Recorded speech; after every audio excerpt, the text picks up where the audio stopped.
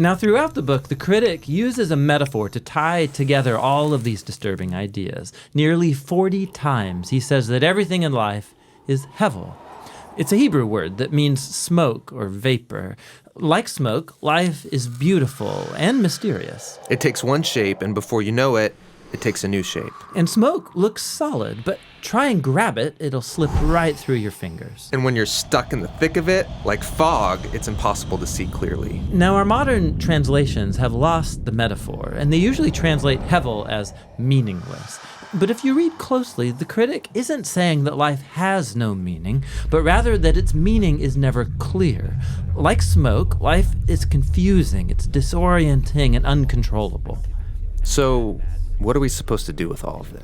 Well, surprisingly, the critic first of all acknowledges the perspective of Proverbs. He says it's a really good idea to learn wisdom and to live in the fear of the Lord. Really? I mean, he just said that doesn't guarantee success. But he knows it's the right thing to do.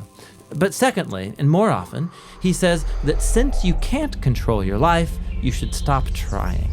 Learn to hold things with an open hand because you really only have control over one thing, and that's your attitude towards the present moment. Stop worrying, he says, and choose to enjoy a good conversation with a friend, or the sun on your face, or a good meal with people that you care about. The simple things in life. Yes, and both the good things and the bad, because both are rich gifts from God. And that's the surprising wisdom of Ecclesiastes. Listening to the critic is painful and can lead you into some dark places. And that's why the author speaks up at the end of the book. He doesn't want you to lose hope.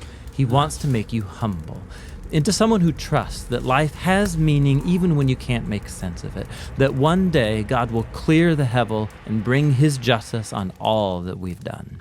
And so he tells us that the proper response to all of this is to fear the Lord and keep his commandments. And that's the book of Ecclesiastes. Now, there's one more voice in the Bible's wisdom literature, and that's the book of Job.